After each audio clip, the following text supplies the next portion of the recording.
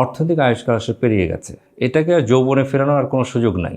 আয়ুষ্কাল পেরিয়ে গেছে এবং যে টায়ারগুলি ব্যবহৃত হচ্ছে সেই টায়ারগুলি আসলে একেবারে ফ্ল্যাট হয়ে গেছে। সেখানে অনেকটা অবৈজ্ঞানিকভাবে সেখানে রাবার বসিয়ে সেটা সড়কে নামানো হচ্ছে। আমরা মেট্রো ইমপ্লিমেন্ট করতে গিয়ে আমরা আলাদা একটু কোম্পানি তৈরি করেছি। ধন্যবাদ।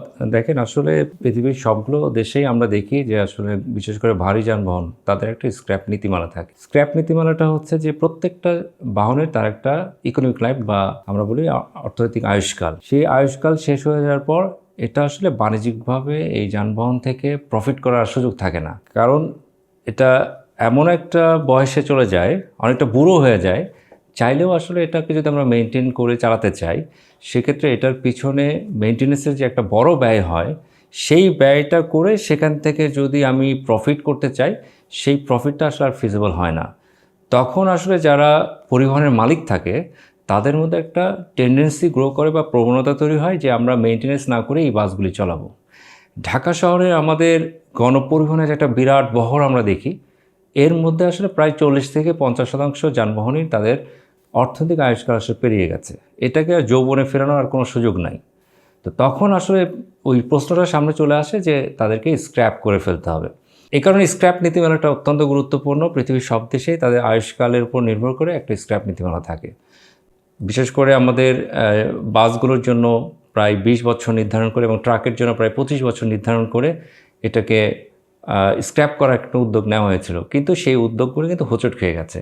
কারণ আমাদের সড়কের একটা বড় রোগটাই হচ্ছে রাজনৈতিক। এখানে কিছু পেশিশক্তি আছে, বিশেষ করে যারা পরিবহনের নেতা আছে, তারা বিভিন্নভাবে এই যে একটা বিজ্ঞানভিত্তিক যে একটা পদক্ষেপ, এটাকে কিন্তু আসলে আলোর মুখ দেখতে দেয়নি। এই যে আয়ুষ্কাল পেরিয়ে যাওয়া যে বাসগুলি আমরা দেখছি ঢাকা শহরে দাপিয়ে চলেছে, এটার কারণে কিন্তু যানজটও তৈরি হচ্ছে। কারণ প্রায় আমরা দেখি এদের যান্ত্রিক বিকল অবস্থা। অনেক সময় এরা ব্রেক ফেল করে দুর্ঘটনার মধ্যে পড়ে যাচ্ছে এবং এর সাথে ভয়াবহ একটা বিশেষ জিনিস যুক্ত হয়েছে। আপনি নিশ্চয়ই জানেন যে আমরা যেটাকে বলি রিটেটেড টায়ার, অর্থাৎ যে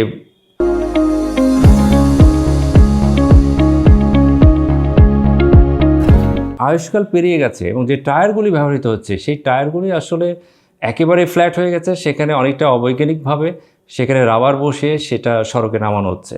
অনেকটা আসলে আমরা দুর্ঘটনা ফেরি করে বিক্রি করার মতন অবস্থা। কারণ আমাদের যারা গণপরিবহনের মালিক আছে তাদের রিস্ক পারসেপশনটা অনেক দুর্বল। তারা দেখছে যে রিটেটেড টায়ারের দাম কম, দেখা যাচ্ছে রিটেটেড টায়ার যে টাকায় 4টি কিনতে পারছে, আমরা যদি একটা নতুন টায়ার কিনতে যেতাম 2টার বেশি টায়ার কিনতে পারতাম না। ফলে তারাও আসলে এখানে নিরাপত্তার সাথে কম্প্রোমাইজ করে ফেলছে। তো এখন যেভাবে ফ্র্যাগমেন্টেড ওনারশিপে চলছে, আসলে এখানে পরিবর্তন আনাটা আমি মনে করি অনেক চ্যালেঞ্জিং। এখানে অনেক ধরনের প্রতিবন্ধকতা তৈরি হবে। সেখানে গভর্নমেন্ট লিস্টেড কোম্পানি করাটা আমি মনে করি সবচেয়ে জরুরি। আমরা মেট্রো ইমপ্লিমেন্ট করতে গিয়ে আমরা আলাদা একটু কোম্পানি তৈরি করেছি।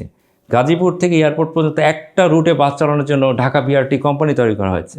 সেখানে ঢাকায় প্রায় 200-র বেশি রুটে বাস চলছে। এটাকে যদি সমন্বয় করে 40 থেকে 42টা রুটে চালাতে হয়, তাহলে এটা কিন্তু আরও বেশি চ্যালেঞ্জিং। সেখানে ডেডিকেটেড যদি একটা কোম্পানি না থাকে, যাদের তাদের জ্ঞানটাই হবে যে সারাদিন তারা আসলে গণপরিবহন নিয়ে ভাববে, এখানে কী কী জটিলতা তৈরি হচ্ছে সেটা নিয়ে ভাববে এবং সেটা নিরসন করার চেষ্টা করবে।